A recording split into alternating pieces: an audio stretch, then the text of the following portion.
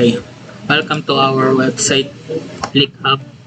Ito yung homepage namin where art finds its home. So, nandito yung numbers ng tutorials, nandito yung numbers ng artists, numbers ng learners, numbers ng mga commission, and ito yung demo reel namin. Ito yung mga tutorials na naka-featured, katulad nga sabi. Kasi ito yung mga ginagawa ng website natin,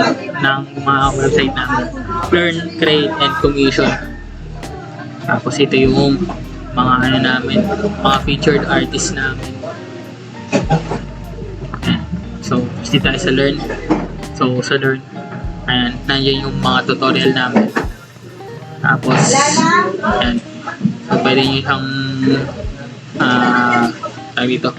i-filter kung gusto nyo matuto ng traditional, digital, or painting.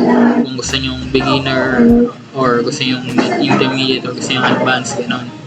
Kaya tara. Tapos, so, ayan, nandito, yung advanced. Ito yung, intermediate. Tapos, ito yung, beginner. Ayan. Okay. So, create.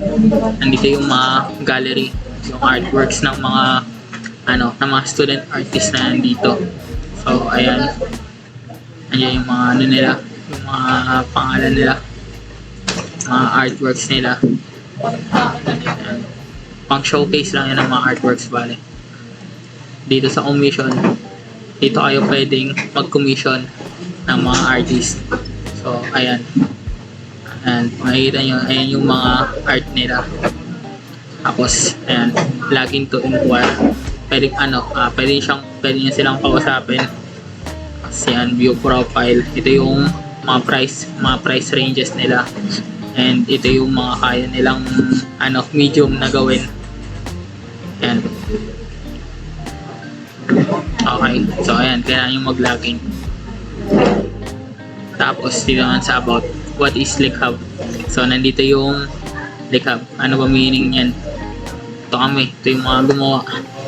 Ito yung mga values namin. And then, contact. So, yung contact. Ayan. Pag gusto nyo kaming kausapin, kung may reklamo kayo, ayan. Dito lang kayo mag-send.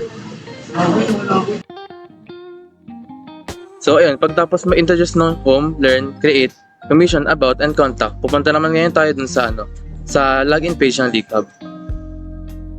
So makikita nyo yung login page ng ClickHub, siya, katulad na siya ng mga ngayon, database, or like mga login page ngayon na saan meron na siyang automatic nagpo-prompt sa sa verification codes para ma-save yung natin, yung mismong account. So ito, makikita natin gagana to kapag verify and login natin.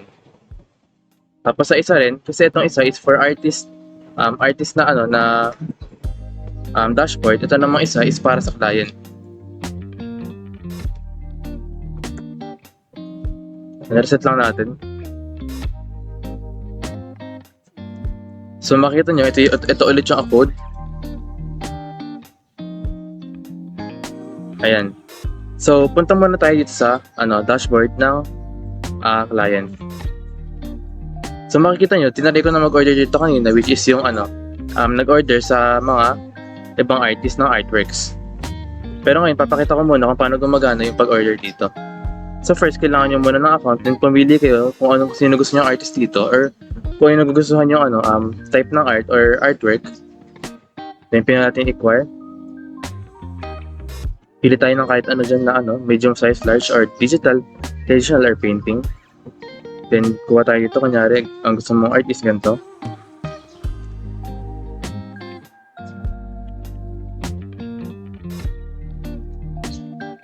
Ayan. Pwede rin tayo maglagay ng ng photo na gusto natin pang reference. Halimbawa to. Pero pwede rin tayo hindi maglagay kasi optional siya. Then, pipili tayo ng mode of transfer or mode of payment. Pili natin yung cash on delivery. Itong request yung ginagawa lang nito is di na siya napupunta sa cart. Napupunta siya sa cart pero automatic na siyang submitted. Pero pag add to cart naman, kung makikita nyo, kailangan pa siya mag-submit. Ayan, submit natin. Then punta ngayon tayo sa dashboard ng artist. Kasi ito yung artist na pinag-order na ko ng ng art. Ayan, kung makikita nyo, nag-take effect siya. Ayan, approve lang natin or pwede natin i-reject kung ayaw natin kunin yung mismong art nila or yung commission. Ayan, approve natin. Kung makikita nyo, may awaiting client pa siya para siyang second verification kung gusto talaga nung client natin na magpagawa ng artwork. Ayan, punta ulit tayo dito. Kung makikita nyo, in-accept na ng artist, tapos pwede natin siya i-accept ulit or i-decline kung sakali nagbago isip natin. Pero once na na-accept na natin ito, hindi na siya pwede baguhin. Ayan, accept lang natin. Punta ulit tayo dito. Pag ni-refresh natin to, ayan, pwede na siya mag-mark na complete. Dito pala, meron dito itong parang pag-chat. Makikita nyo, pwede siya i-chat dito. Ayan, pwede natin siya i-chat or pwede tayo maglagay ng image na gusto natin. Kunyari, ito yung kanina. Ito yung parang template na bibigay sa artist or desired output. Tapos pwede tayo maglagay ng text.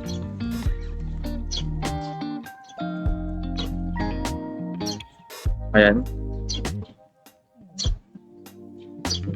Kung makikita nyo, dito siya. Ayan, hello, please follow this template. Tapos may error, which is yung desired output. Ayan.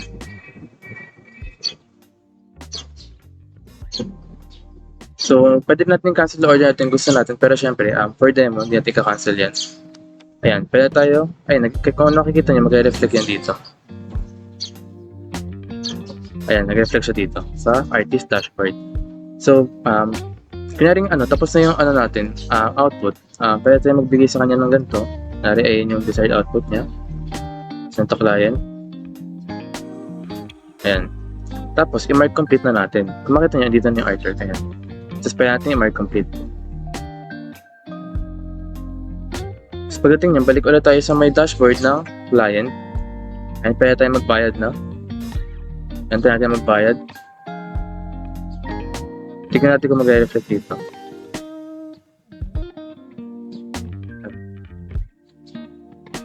Mag-review tayo. Dito tayo mag-review ulit sa basket. Review. Tapos kunyari, kung gusto niyo maglagay ng submit, ay ng review, pwede kayo maglagay ng text or pwede rin namang hindi. Ayan, lagay tayo ng text. Tapos kung makikita nyo dito, ayan, tapos na siya. Tapos nakita nyo, bumaba yung rating ng star kasi nga, yung rate natin kanina is hindi ganun kaganda yung rating. So ayun lang, pagdating sa commission or pagdating sa commission, taka sa pala, ayan. Okay, so yung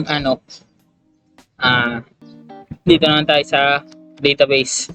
So ito, pag nag-login ka, pag nag-sign up ka, kapag yan, nag-post ka ng artwork mo or gumawa ng nagano ka sa tutorial, lahat yan mapupunta sa sa SQL. So ito yung SQL namin. Ayan, yung mga table. So ito yung mga artist profile, ito yung mga upload nila, yan. Ito yung mga comment, mga like, mga commission, kunwari kasi since may mga commission, di ba? Kunwari nag-commission, nag-message sila ng commission, nagpapa-commission, dito mapupunta. Kunwari nag-request sila. Since iba yung request, iba yung message, ganun. Yung message, i-describe nila kung ano yung pinapa-commission nila, yung request, yung magpapa-request sila ng commission. Yun, diyan napupunta. Nandiyan din yung mga contact messages, yung mga passwords, mga tutorials, and then yung mga users. So yun lang naman. Dun lang sila mapupunta kapag nag-login or sign up.